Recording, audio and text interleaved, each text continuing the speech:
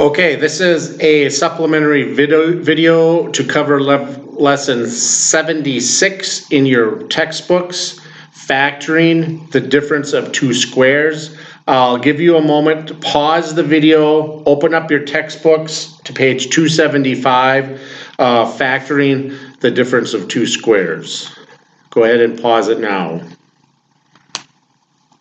Okay, so hopefully you're back unpaused, and let's look at example 76. Okay, the first thing to recognize, they have an expression like this in the example, is to recognize that we actually have a difference of two squares. Now this one is not readily apparent because we have an addition, but if we rearrange the expression,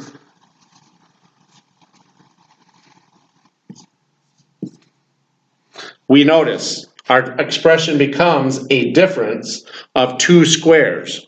Okay, what is a square? Okay, it's a number. If we take the square root of, okay, we can get an equal expression either in integers or in variables. We take the square root of x squared, okay, it becomes x, okay. Excuse my crooked letters, I'm having to write sideways here, okay, it becomes x. We take the square root of 4, that becomes 2, okay? So, the next trick is the factoring part, okay? If we know what the two squares are in the difference of two squares, okay, we can determine how to factor it. Now remember, factoring two numbers or more numbers multiplied by each other to get the original expression, okay? So there is no trick or mathematical equation or model to do this. It's just recognizing, just like we have in other factoring problems, okay, that we have, one, a difference, a subtraction, and we have two squares. So it's a binomial. There's only two terms in it. They are subtracted, okay, and both terms can, we can get a square root where it gives an even expression of variables here like x or numbers like 2. Now we'll see in follow-on examples it might be a combination of variables and numbers, okay? And so it's just recognizing that, and then just through experience and knowing, mathematicians knowing from doing this enough times that it factors out into a multiplication of two factors, and I'm sorry for the glare here. This is x minus 2. Let me try to adjust the screen there. That's from our window in the back. This is x minus 2, okay?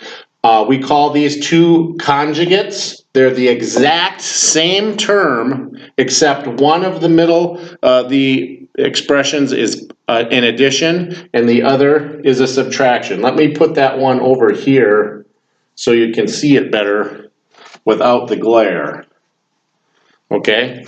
Yeah, that looks better. Okay, so that's the basic drill. Okay, recognizing it's a difference, a subtraction of two terms of 2, and both of the terms, okay, they are squares. In other words, when we take the square root of them, we can get an even number, an evenly divided set of variables or numbers. And they just simply factor into these two terms here, the conjugate pair. Okay, it'll be the square root of the first term, x and x, the square root of the second term, 2 and 2.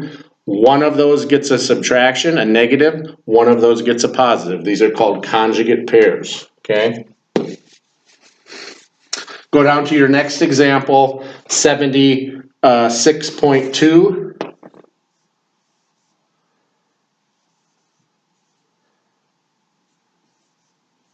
Okay, so do we have two Okay, two terms, they are subtracted. It is a difference of two terms. Are they squared? And I'm sorry, this is an A, not a 9. That's an A. Well, we recognize if we take the square root of A squared, that gives us A. Okay, so that is a square. If we take the square root of 49 times M squared, okay, we recognize through our rules of radicals of square roots, we can divide that into a square root of 49 times a square root of M squared. And that is easier to recognize. We can take the square root of 49, it's 7. We can take the square root of M squared, it is M. Okay, so the first term also is a squared term. It just has a combination of integers, numbers, and variables, letters. Okay, so what does that mean? We divide that. It's just recognizing it is a difference of two terms that are squares. Okay, they divide into a conjugate pair. The square root of the first term is 7m. The 7m. The square root of the second term is a. One of those expressions gets a positive. In addition, one gets a negative, a minus. Okay, it's the same thing. Go down to example 76.3 at the bottom of the page.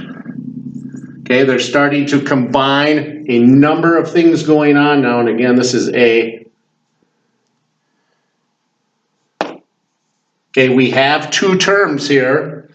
Is it a difference of two terms? Well, the way it's expressed right now, it is not. But if we rearrange it to put this term first, and, the 36a squared second, okay, we recognize now it is a difference of two terms. Now, are those two terms squares? In other words, if we take the square root of either side, will it be an even set of numbers and integers? Well, we notice we can take the square root of 25, it's 5. We can take the square root of y squared, it's y. We can take the square root of 36, it is 6. We can take the square root of a squared, it is a. In fact, we do have two terms that are expressed as a difference, and both of them are squares, okay? So our conjugate pair becomes 5y and 6a. One gets a positive, one gets a negative, okay? So here we had a combination of several of those together. We had to rearrange the terms. We had a combination of both letters and variables, variables and numbers or integers, okay? Turn to your another example on page 276.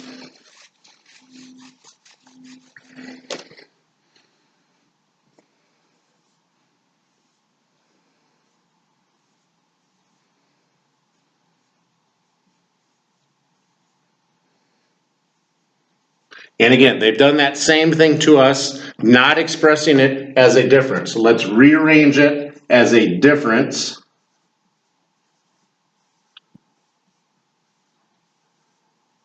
Okay, now we can easily, through the steps we've done so far, recognizing this is a squared term because the square root of 49 will be 7. The square root of a squared will be a.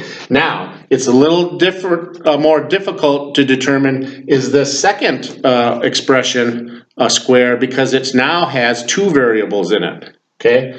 A short, simple rule to remember, if the power is an even power, okay, we can take the square root of it. In other words, we know we take the square root of 36, it becomes 6.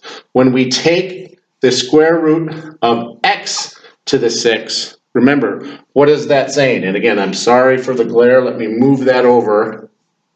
It's saying what two numbers multiplied together will give us x to the 6th. it'll be x to the third times x to the third, because when we multiply same variable to powers, we add the powers.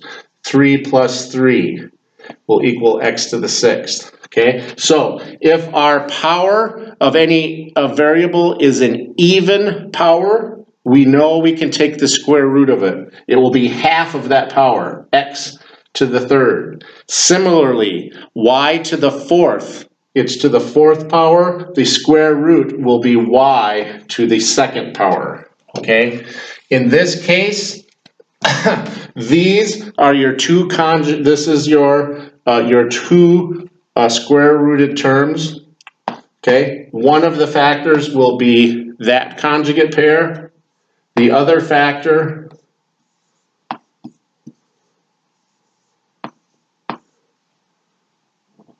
will be that same expression with a negative sign. This is the conjugate pair. Okay, remember, these expressions, are multiplied together. We have factored the original expression.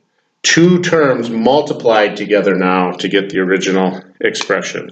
Hope that helps with factoring difference of two squares. See you later.